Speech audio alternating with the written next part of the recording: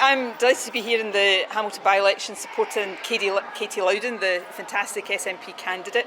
This by-election matters first and foremost to the local communities here. They need a champion, a strong voice in the Scottish Parliament, very much in the mould of my late dear friend Christina McKelvey, and I know that Katie would be a very worthy successor to Christina.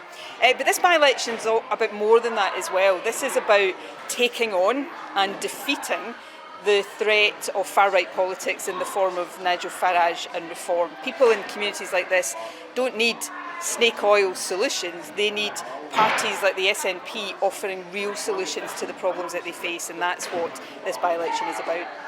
And some have said that this by-election seems to be a two-horse race between the SNP and Labour. Is that your sense of it as well?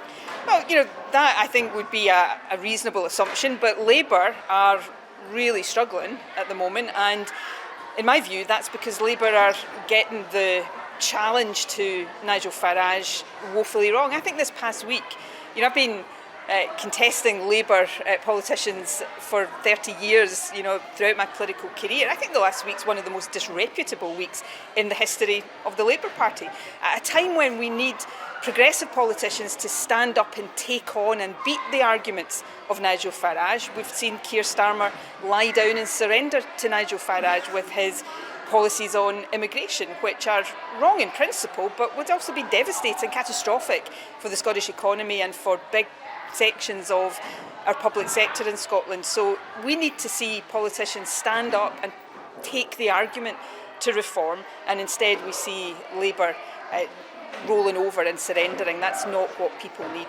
And we know that Richard Tice is in the same constituency today. He's visiting with members, and I think he's got another visit scheduled as well. And yesterday, Reform came second in a council by-election in Clydebank. Why is it that voters appear to be backing Reform? Well, in that by-election, of course, the SNP won. So the voters are not backing Reform when they've got an alternative that is prepared to take on and beat the arguments of Reform, and that's what the SNP did in that local by-election in Clydebank. It's what the SNP is doing here in Hamilton.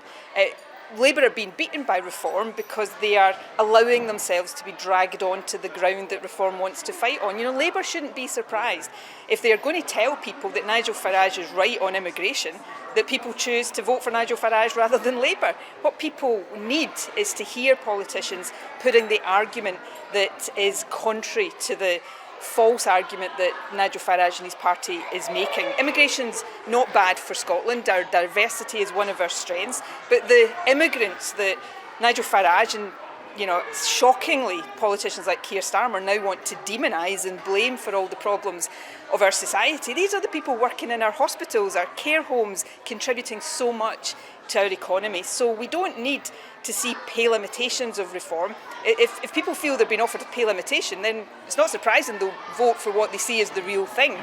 People need real alternatives to Reform, and in Scotland that is only coming from the SNP and will only come from the SNP.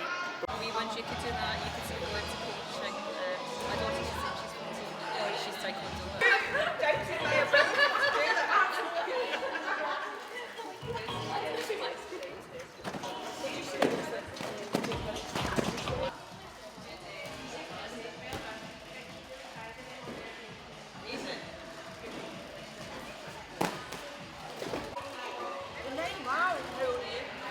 You're 9 too?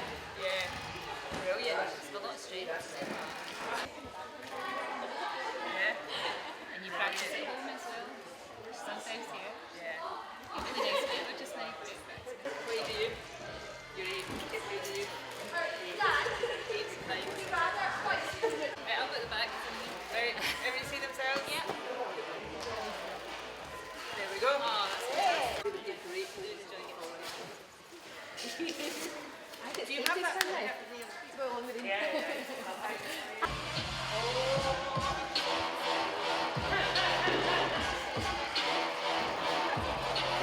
Whoa!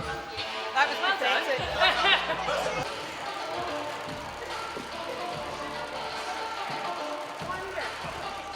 Whoa!